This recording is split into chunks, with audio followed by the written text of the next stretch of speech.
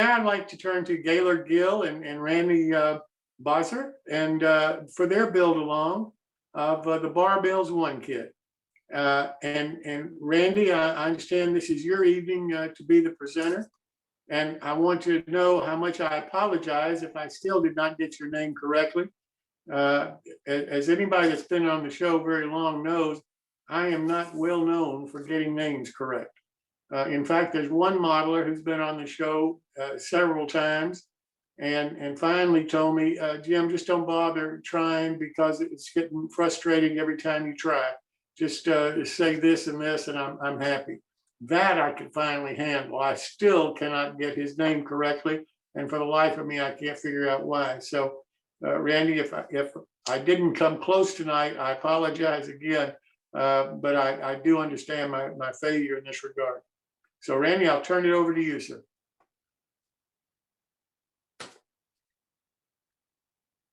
I do not hear you. Okay, that should be better. Yes, sir. Okay, well, welcome back to Fun with the One Kit. If we look at our project timetable, we're going to see that we are just about to the end. Build 4. Developing roofing substructure, options for roof surface. The details and weathering, the details we had already moved to number 3 last week. The weathering, for time reasons, I think we're probably not going to really do much on that. So if we move on to a recap from the last session, we had you assemble the doors and windows, basically modify them as needed to fit your plan, paint them, glaze them, and install them. Now, as far as questions, I think, again, we're going to kind of hold off on that until later and see if we have enough time. So tonight, develop the roofing substructure, find some options for roofing surfaces. And again, we already covered the final details before. So moving on to developing a roof structure. Roofs matter, guys. Everybody spends a lot of time looking at roofs. I mean, with rare exceptions, most layouts we're looking at from the equivalent of about a 200-foot altitude. So spend some time on getting the roof right. People look at it. Okay, so some key issues here, roof panels, large surface typically must be braced. Common sources for this, basswood, yeah, good material, brace it well. Mat board, personal favorite there, use a lot of that stuff. Works well, just seal it, brace it. Styrene, brace it. It's not likely to warp or whatever, but it lacks in some strength aspects. So foam core works well. I think mostly larger scales because of the thickness. Gator board, good material, a little pricey, but it's a great material to work with. Don't forget to represent the fact that there's rafters in there, whether they're exposed tails or boxed in, we have to recognize that they're there. If it's a roof with an overhang, it's got rafters in it. 8 to 10 inches of total thickness, up to 14 for heavy stuff. So there's just not a lot of basic roof types. There's just a lot of combinations of the basic things. The gabled roof upper left is certainly the most common thing to see. Flat roofs, some commercial roofs are truly flat, you know, with no discernible slope. But for the types of things that we're typically modeling, we're more likely to be seeing something like the picture there, which commonly known as a shed roof.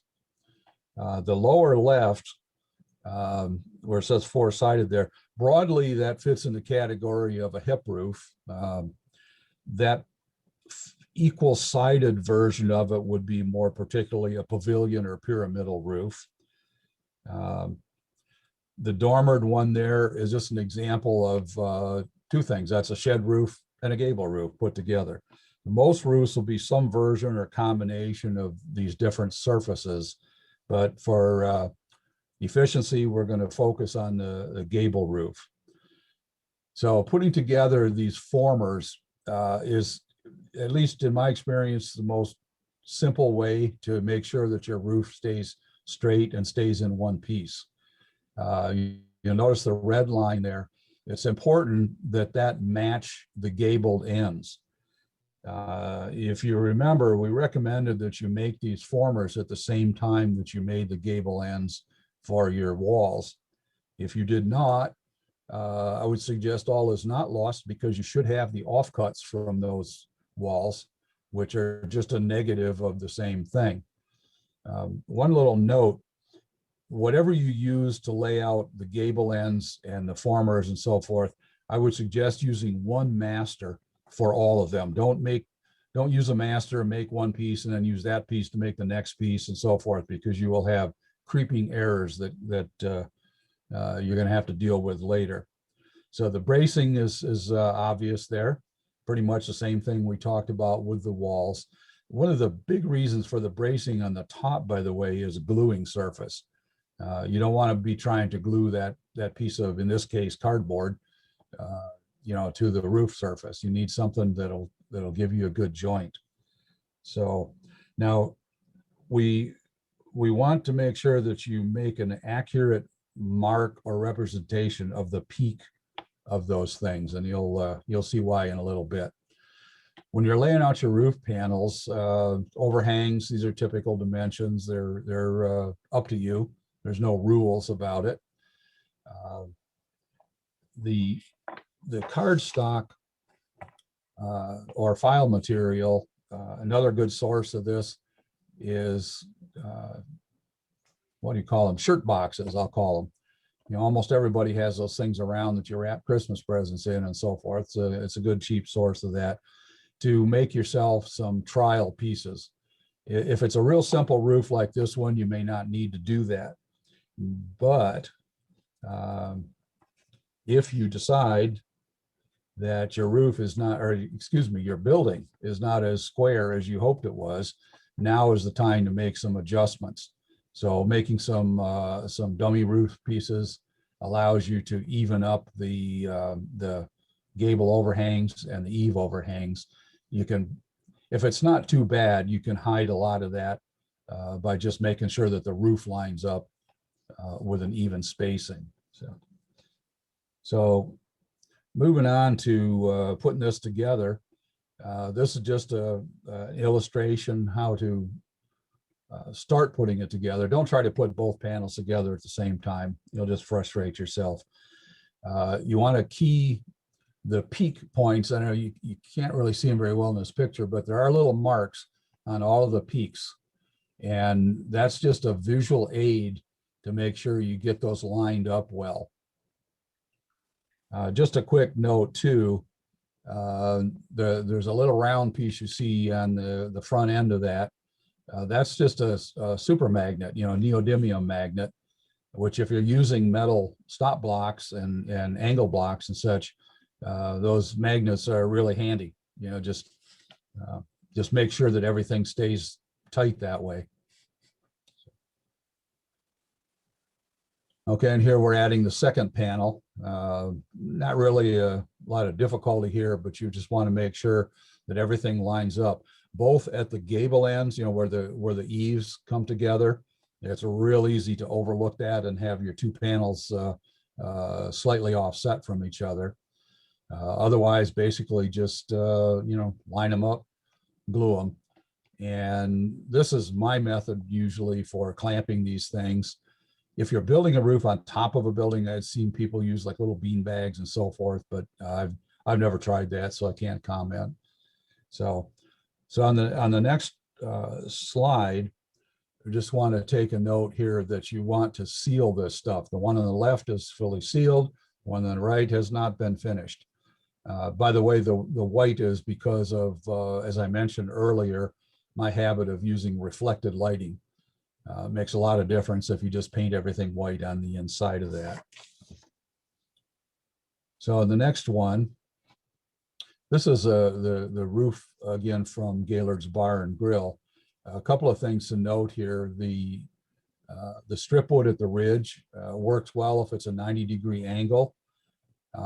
Also the bottom edge, the strip wood on the eave, particularly if you use cardstock or something that's fairly soft, it's not a bad idea to reinforce that edge with something like that. And that can also serve to represent the thickness of the roof structure there, you know, with the rafter tails and so forth. So one of the things about that strip wood on the ridge, obviously it works well at a 90-degree angle, not so well when you get other angles. Something I started using some time back is to use a small piece of dowel or rod, depending on your material. It gives you more gluing surface and allows for any angle, you know, it doesn't matter what the angle is, and it moves the gluing surface slightly away from the ridge, so you're not trying to glue together those skinny little edges. So next slide, I'm talking about the rafters again. On the right side, you see an example of the boxed rafters. Boxed rafters are easier, but you just want to remember that you want to represent that thickness again, and you want to develop the trim or fascia design. In both of those pictures, what you're looking at there is not the edge of the roof substrate, but rather a piece of trim that's been glued on. So you want to think about how might that go on, or how are you going to represent that thickness? Now, on the other side, the exposed rafter tails, they do take a little more work, and you see the note there about the chopper. Great method, you know, set up a jig or set up a stop or whatever, and just whack off a bunch of them, and makes it a whole lot easier. But one thing you want to remember on that is that they do add more detail, even though are a little harder. So, okay. Next slide is some important points. Now, some of this amounts to my own personal pet peeves, but we can't really go, for time reasons, too much into valley structures and ridge caps and so forth. So I'm going to just note, as you see at the bottom, there's all kinds of stuff on the internet. And I don't mean about modeling, just, you know, look for the kind of stuff that a roofer looks for, you know, just search for how to flash a valley, or, you know, how to shingle ridge caps. You'll find more stuff than you ever want to know about roofing out there. But just a few salient points here. Valley flashing goes under the shingles. You know, if you do a contest model and you bring it and I'm the judge, you will definitely get dinged if the valley flashing is on top of the shingles. Never, ever done in the real world. Ridge caps, conversely, go over the shingles. That I don't see screwed up quite so often, but the other is pretty common. Now, the chimney and vent flashings are kind of little of both. You know, treat those like a shingle, you know, in that the upper part of the flashing is going to be under the shingle course above it, and the lower course of the lower part of the flashing will be over the shingle below it. Just think about the way the water runs off the roof, and you should be okay. And I think the next slide just illustrates some of those points. You see the valley flashing here this would be called an open valley, and this is going to represent what most of our modeling would be. Then the ridge cap on the other one, a little bit unique to standing seam metal roof there. We'll see. I think there's another ridge cap photo later on, but then the vent flashing, I think, illustrates pretty well, you know, how you put that in so that it looks right. Again, think about the water, it runs downhill. So on the next one, just now we're going to just show some examples of typical types of materials. This is not a 3-tab shingle, but it's a diamond cut shingle, but it's just ordinary shingles. Now, to my shame, when I pulled this picture up, I realized that I did not finish the chimney flashing. So ignore that, please. The valley material here is, again, probably not a good example, because this is a style of valley that is probably not going to be seen until about 1970s or so. So again, if we're doing typical modeling era buildings, probably don't want to do that. But if you're doing contemporary modeling, very much a real possibility. Also, the ridge material on this one is done to represent wood structure built on top of there. Very unlikely, again, in most of our time frames. This would be you'll see this like late 1800s, maybe early 1900s, but not much after that. So the next slide, we'll go to corrugated metal. Basically, this lends itself really well to sort of grungy look, you know, the outbuildings on a farm, things like that. The following slide, I think, what do we have? Oh, we have rolled roofing on the slide. Interesting point here. This particular one represents a one-piece ridge cap, which on rolled roofing or tar paper roofs actually would be prototypical. It would be acceptable. Generally not used on a shingle roof, like a 3-tab shingle. They would not be done with a one-piece ridge cap.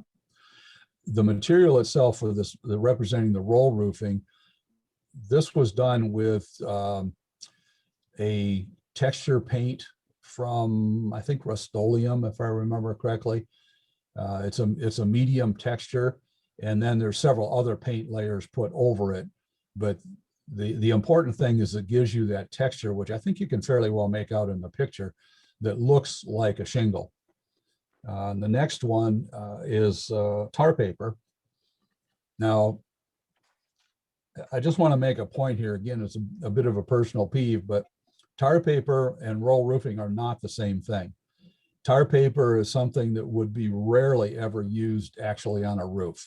You know, maybe for the very lowest dollar shack, or maybe a tool storage building or something that wasn't expected to last very long. On the porch roof, you see an example of why it wasn't expected. Tar paper is literally that. It's just a heavy paper with an asphaltum impregnation, whereas roll roofing is pretty much the same stuff as a 3-tab shingle. You know, it's asphalt shingle material that's just all in one piece, not cut into tabs. So just be aware, it's not the same thing. The next one, we have a standing seam metal roof. This is the same thing as I put on my example building. The only easy way to do this, and I say easy with my tongue firmly in my cheek, is to use evergreens material. It comes with tiny little grooves slid into it and a bunch of very, very small pieces of styrene that you get to glue in there. It's a good time waster. So as far as putting all of these kinds of things onto the roof, you know, the glue is just a common thing. It's cheap, it's ready. It's also slow and tedious. I mentioned before the PSA glue, you know, pressure sensitive adhesive glue. That stuff will allow you to make your own peel and stick shingles.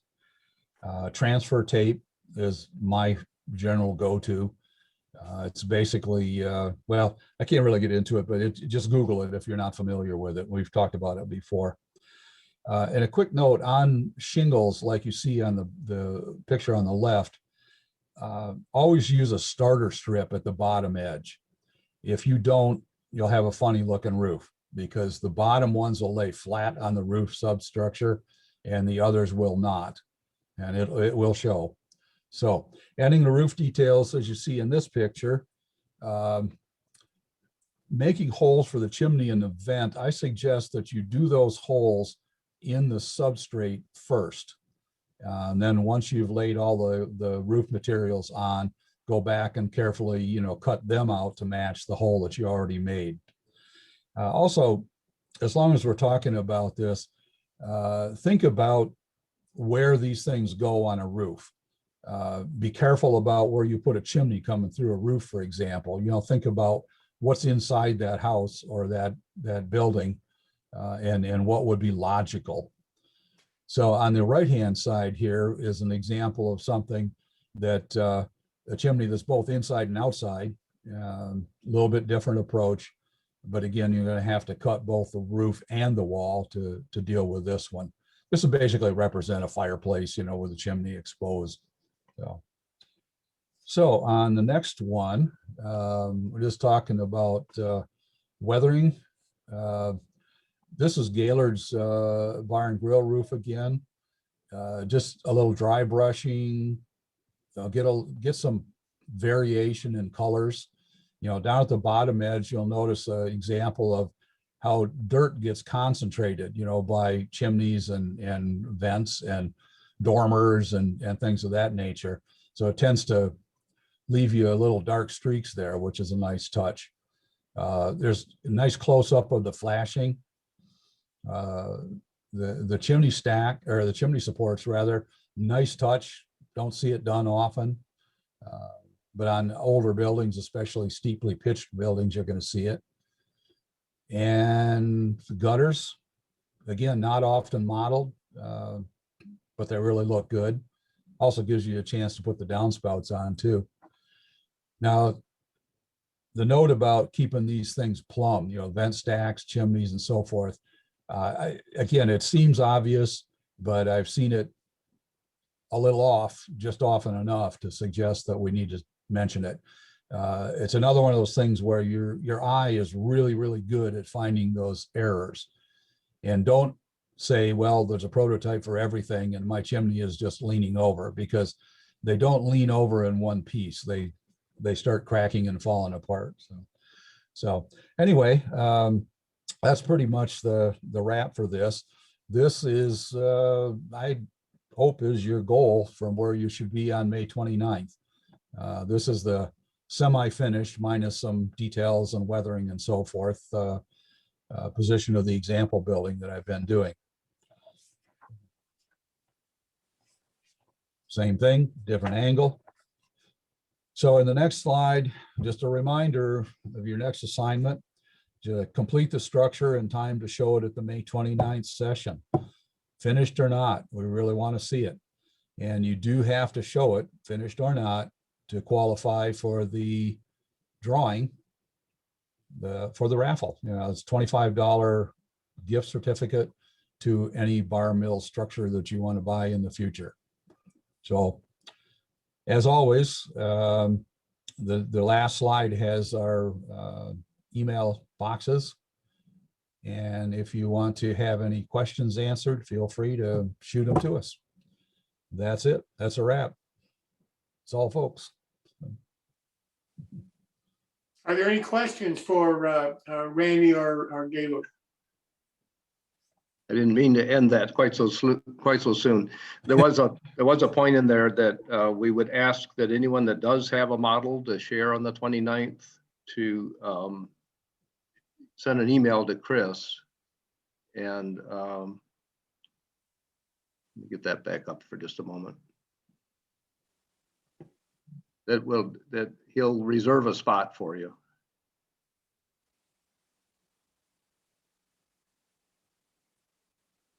Ed, can you put Chris's email in the chat so that people have it? Oh, there it is. I'm sorry.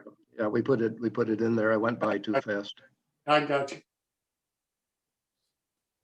Just let him know that you're gonna show your model, and if you send him a couple of photos, he will actually run the photos for you when it's your turn. So if there are no questions, we'll close it out. But there really is a lot of stuff on the internet, and I wouldn't.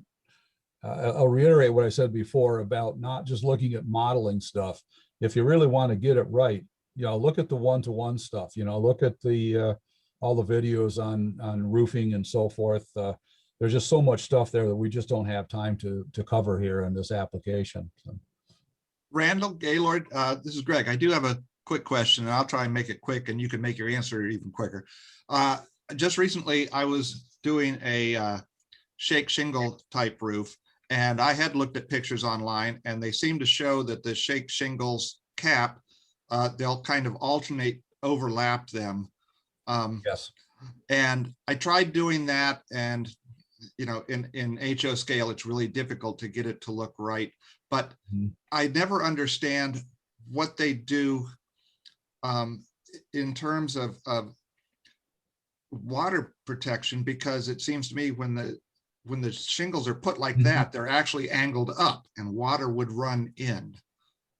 And so when I looked at it on my model, I thought, well, that's the way they did it in the prototypical, but it doesn't look waterproof. Yeah. Well, there's a couple of key points about like cedar shake shingles. They depend a lot on the fact that they swell when they get wet.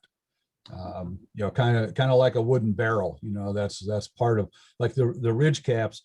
I'm guessing what you're referring to is if we're looking at one pitch of the roof, that ridge cap is made out of two pieces, and one side overlaps the edge of the other side of the roof, and then the next one they'll alternate that. Is that what you're thinking about? Yes, they do, but Yeah. as they're also covering the next one, they Mhm. actually get angled up a little bit. Right, that's true. Mhm. Well, again, a slight difference between like a 3-tab shingle.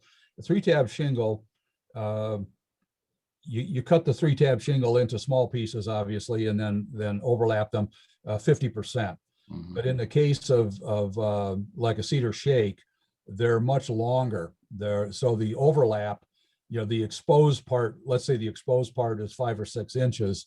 The part under the next piece is probably more like a foot or more. Uh-huh. So there's really sort of a triple overlap by the time you get them all put together. That's a little bit of an inadequate explanation, but Well, I think I see what you mean, and it ends up being one of those things that it works in reality, even if it doesn't quite look right. yeah, that's exactly true. All right, thank you so much. Okay. I have a quick question. When they, I remember some like barns and stuff like that, that it would have shingles. They would turn around and they would use two different colored shingles to say, hey, this is something barn or something like that. Yep. When was that started? That started probably not much after asphalt shingles started. They've been doing that for a long time.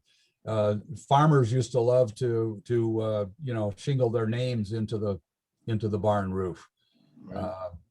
So I think that as soon as the creative juices discovered that they could do that, they started doing it.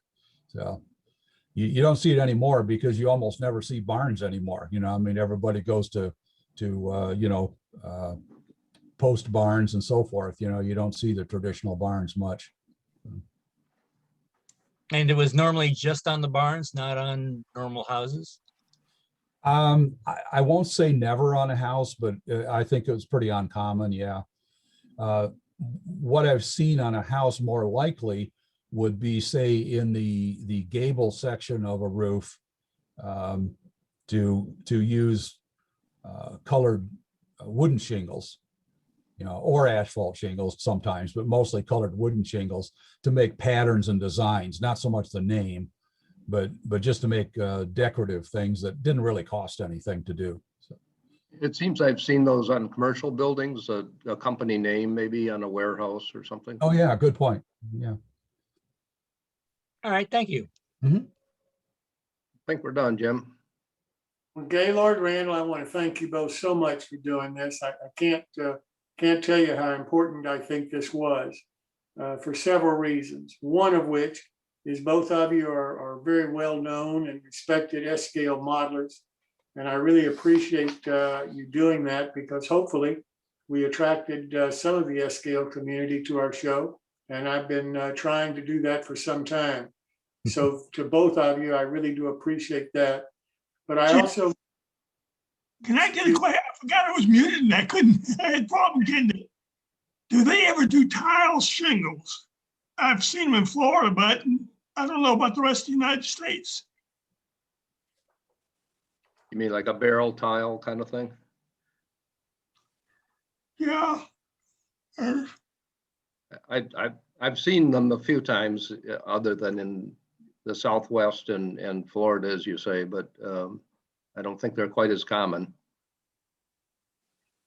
Yeah, they were pretty much come from the tradition of Spanish architecture. Not that you know, you see them, like Gaylord said, you know, Southwest and sunny climates and so forth, where that architecture is more common. You won't often see the Spanish architecture around here. So Well, I But, do European see it out modeling, here, I'm in so the Midwest. they're all common to Europe. Yeah. That's true, Well, again, yeah, Mediterranean architecture. you know, right? Very much so. And the other thing, Yeah, I my assumption is that people wind up using whatever was locally available. Yeah, no, that's a very good point, Ed. The reason for that is that things like wood and so forth, we're talking centuries ago. You're in a desert climate or an arid climate and so forth. A tall tree is 12 feet, so there's not a whole lot of wood to work with. So yes, they did have a lot of clay, dirt and heat makes clay, right? So they made what they could use, tile shingles and various forms. So good point.